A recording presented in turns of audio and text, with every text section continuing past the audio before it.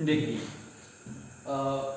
पिछले वीडियो में हमने आपको लीनियर चार्ज डिस्ट्रीब्यूशन में किसी पॉइंट पर electric field intensity Gauss theorem के यूज से निकालना सिखाया।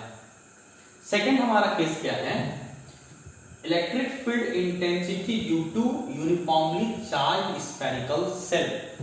स्फेरिकल सेल जैसे मान लीजिए कि ये हमारे पास एक स्फीयर है, ये हमारे पास एक स्फीयर है, इस स्फीयर के ऊपर इसका एक पर्टिकुलर शेप है, ये हमारे पास स्फेरिकल सेल है, हमने मान लिया इसका रेडियस r है। इस स्फेरिकल सेल के ऊपर हमने चार्ज को यूनिफॉर्मली डिस्ट्रीब्यूट किया। सपोज हमने Q चार्ज को यूनिफॉर्मली इसके ऊपर डिस्ट्रीब्यूट कर दिया, बांट दिया सरफेस पर स्फेरिकल सेल। और अब आपको बताना है, ये क्वेश्चन इससे निकालना है कि इससे बाहर के किसी पॉइंट पर, सरफेस के ऊपर किसी पॉइंट पर या सरफेस के अंदर किसी पॉइंट पर इलेक्ट्रिक फील्ड इंटेंसिटी का वैल्यू क्या होगा बाय यूजिंग गॉस थ्योरम। ये हमारा आज का टॉपिक है।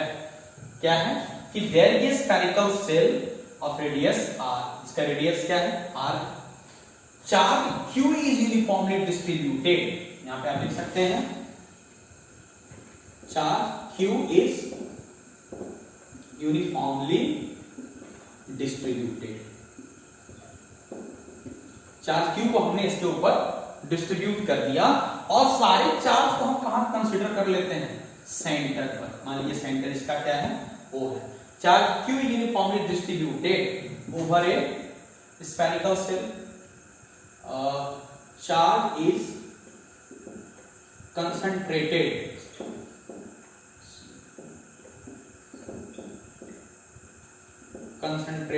at center O, और पूरे के पूरे चार्ज को हमने कहा मान लिया, सेंटर। और इसका इसे स्फेरिकल सेल का रेडियस क्या है, r। हम सबसे फर्स्ट केस बनाते हैं। फर्स्ट केस में outside from the shell, shell के बाहर किसी पॉइंट पर, देखिए ये थोड़ा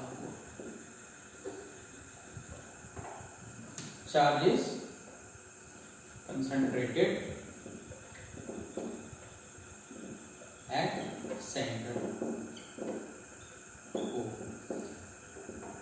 ये फर्स्ट केस में, case 1 when point is outside from the shell, जब पॉइंट जो है वो सेल के बाहर है। मान लेते हैं कि ये पॉइंट यहां पर है, ये P पॉइंट, और इस P पॉइंट पर आपको इंटेंसिटी के वैल्यू को फाइंड करना है। आपको पिछले वीडियो में हमने 4 स्टेप में इंटेंसिटी को निकालने बताया था। पहला स्टेप में आपको गॉसियन सरफेस ड्रॉ करना है जो कि उस पॉइंट से गुजरे जिस पॉइंट पर हमें इंटेंसिटी को फाइंड करना है।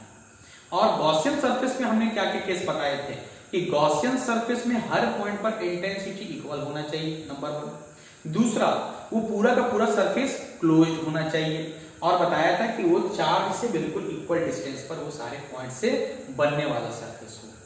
तो यहां पर अगर हमने इस पर चार्ज Q को यूनिफॉर्मली डिस्ट्रीब्यूट किया और हमने पूरे के पूरे चार्ज को कहां मान लिया, इसके सेंटर पर, और केस 1 में हमें सरफेस के बाहर एक पॉइंट P है, इस पॉइंट पर हमें इंटेंसिटी के वैल्यू को फाइंड करना है। या कहीं भी ले सकते हैं, आप यहां ले सकते हैं P, और ये जो डिस्टेंस है वो डिस्टेंस है, मान लीजिए हमने कैपिटल R माना हुआ है, ये हमने मान लिया small r, that is O से ये P का डिस्टेंस क्या मान लिया, स्मॉल r। इस पॉइंट पर हमें इंटेंसिटी के वैल्यू को फाइंड करना है, इस P पॉइंट पर, and P is lies outside from the shell, shell के बाहर है। तो आप यहां पर स्टेप यूज करेंगे। तो हमारा फर्स्ट केस क्या है, P is outside, outside, OP is equals to R, O से P का डिस्टेंस हमने क्या मान लिया, R। ये हमारा केस फर्स्ट है। तो आप यहाँ पर स्टेप 1 में क्या करेंगे, गॉसियन सरफेस ड्रॉ करेंगे। तो ये भी पॉइंट है, तो गॉसियन सरफेस ये एक ऐसा हो जाएगा, और इसका जो शेप होगा ये भी कैसा होगा, स्फेरिकल। हर पॉइंट पर मिलाएंगे, इस P से गुजरने वाला जो हमारा गॉसियन सरफेस होगा, तो गॉसियन सरफेस का जो शेप होगा, its shape is like a sphere, वो भी स्फीयर के जैसा, और उस स्फीयर का रेडियस क्या हो जाएगा, r। तो सबसे फर्स्ट केस में हमने गॉसियन सरफेस को ड्रॉ किया, स्टेप नंबर 1 कंप्लीट हो गया। स्टेप नंबर 1 कंप्लीट होने के बाद हम स्टेप नंबर 2 की ओर बढ़ते हैं। Step number 1 complete, step number 1 complete, हम उसमें लैंग्वेज के तौर पे क्या लिख सकते हैं, draw a Gaussian surface which passing through the point P and its shape is like a sphere whose radius is r। तो ये मैं बोल रहा हूं, आपको नोट्स के रूप में जब दिया जाएगा तो आप उससे देख के लिख सकते हैं या खुद से भी ट्राई कर सकते हैं।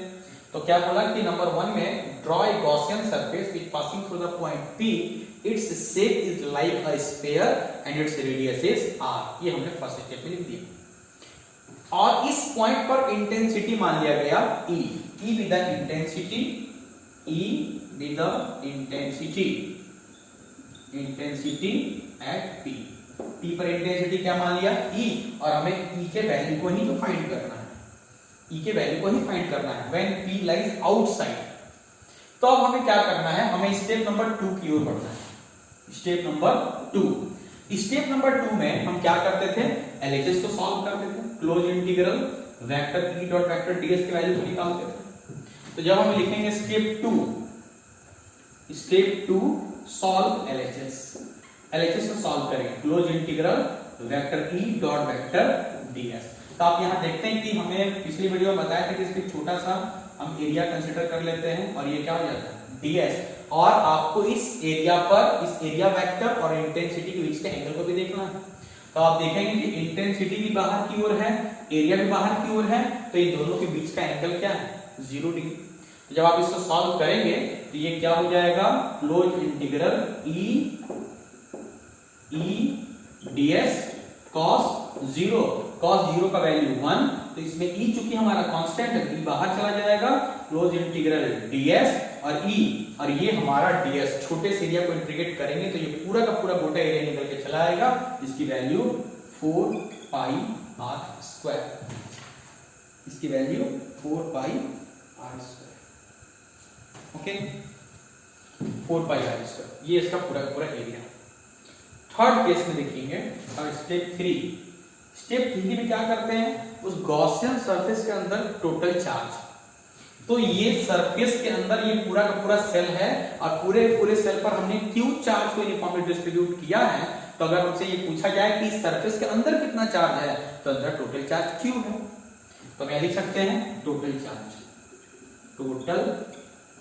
और वो क्या है Q, total charge inside the Gaussian surface. Gaussian surface के अंदर टोटल चार्ज क्या है Q है। तो हमारे स्टेप 2 कंप्लीट, स्टेप 3 कंप्लीट। अब हम लोग फाइनल स्टेप की ओर जाएंगे। फाइनल स्टेप में हम क्या करते हैं, गॉस थ्योरम को अप्लाई करते हैं और अप्लाई करके सॉल्व करके इंटेंसिटी के वैल्यू को फाइंड कर लेते हैं। क्या आप लिखते हैं स्टेप 4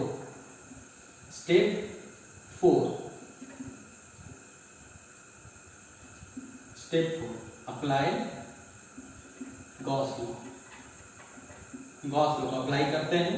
तो ये है Gauss law, close integral vector E dot vector ds, और ये चलाता है equals to Q divided by epsilon naught. चलिए इसके वैल्यू को फाइंड कीजिए। LHS का value E 4 pi r square, तो ये हमारा value E into 4 pi r square, और ये Q divided by epsilon naught. हमें इंटेंसिटी वैल्यू फाइंड करना है, इसको उधर भेज दीजिए। तो E, और इसको सजा के कैसे लिखेंगे, 4 पाई एप्सिलॉन नॉट एक साथ, तो 1 by 4 pi epsilon naught Q divided by r square. अगर आप इसको K मानते हैं, कूलम्स कांस्टेंट, तो आप देखेंगे वही फॉर्मूला आ रहा है जो ड्यू टू पॉइंट चार्ज के कारण आया था, K Q by r square. यदि आपने इसको K मान लिया तो वैल्यू क्या, K Q divided by r square, जो हमने कूलम्स लॉ से फर्स्ट केस में निकाला था। तो इस केस में हमने देखा कि एक स्फेरिकल सेल पर हमने चार्ज Q को यूनिफॉर्मली डिस्ट्रीब्यूट किया और उस डिस्ट्रीब्यूशन के बाद बाहर के किसी पॉइंट पर इंटेंसिटी के वैल्यू को कैसे निकाला गया, वही 4 स्टेप यूज किया जो आपको पिछले वीडियो में बताया गया था। स्टेप नंबर 1 गॉसियन सरफेस को ड्रॉ किया जो उस पॉइंट से गुजरता है। स्टेप नंबर 2 में हमने LHS को सॉल्व किया। स्टेप नंबर 3 में टोटल चार्ज निकाला जो गॉसियन सरफेस के अंदर है, और स्टेप नंबर 4 हमने गॉस को अप्लाई किया, गॉस के थ्योरम को अप्लाई करके इंटेंसिटी के वैल्यू को फाइंड किया। तो हमने फर्स्ट केस में यानी when the point lies outside from the surface, हमने इंटेंसिटी को सॉल्व कर लिया। अब इसमें और क्या क्या केस आ सकते हैं, तो सेकंड केस में हम ये मान सकते हैं कि अगर ये पॉइंट बाहर ना होके सरफेस के ही ऊपर हो, when P lies on the surface, जब P सरफेस पर हो उस केस में आपको ज्यादा कोई खास बदलाव नहीं आएगा, बस ये जो हमारा एक्सप्रेशन है KQ/r², जहां r इस पॉइंट से बाहर के पॉइंट P के बीच का डिस्टेंस है, ये r चेंज होकर के क्या हो जाएगा, ये कैपिटल R जो उस सेल का, स्फेरिकल सेल का रेडियस है। तो सेकंड केस में आपको ज्यादा बदलाव नहीं करना है, आपको क्या बोलेगा वहां पर, if P lies on the surface of the cell then its intensity becomes K, that is 1/4πε0 Q, जो सरफेस के अंदर होगा, और बस आपको इस R को कैपिटल R में कन्वर्ट करना है, that is radius of the shell. तो सेकंड केस बहुत सिंपल है, आपको थोड़ा सा बदलाव क्या करना है, आपको ये R की जगह उस सेल के रेडियस को पुट कर देना है। थर्ड केस में अगर आपसे बोला जाए कि if the point lies inside the shell, यानी कि अगर ये सेल है और P यहां पर अंदर में है, तो जब हम यहां पर गॉसियन सरफेस को ड्रॉ करेंगे तो हमने देखा कि चार्ज को कहां डिस्ट्रीब्यूट किया गया है, बाहर। इस सरफेस के अंदर में तो कोई चार्ज है ही नहीं, तो अगर हम उसको सॉल्व करना चाहेंगे, यानी कि when point lies inside the shell, when point is inside the shell, जब पॉइंट सेल के अंदर होगा, जब पॉइंट सेल के अंदर होगा और जब हम इसको सॉल्व करेंगे vector E dot vector ds Q divided by epsilon not, तो हम क्या देखेंगे, इस केस में तो Q हमारा टोटल का टोटल 0 हो जाएगा, क्योंकि सेल के अंदर में तो कोई चार्ज है ही नहीं। तो अगर हमारा Q 0 है तो फाइनली हम जब सॉल्व करके इस इंटेंसिटी के वैल्यू को निकालेंगे तो हमारा इंटेंसिटी भी क्या हो जाएगा, 0। तो आपको यहां पे लिखेंगे क्या, since Q equal to 0 inside the shell, inside the shell, shell के अंदर हमारा चार्ज है ही नहीं, तो अगर आप सॉल्व करेंगे तो हमारा इंटेंसिटी भी क्या हो जाएगा, 0। तो ये तीनों का तीनों केस आप इस तरीके से निकाल सकते हैं, फर्स्ट केस में आउटसाइड, सेकंड केस में on the surface and third case में इनसाइड द सेल। इस तीनों केस में आप गॉस थ्योरम के यूज करके इंटेंसिटी के वैल्यू को फाइंड कर सकते हैं।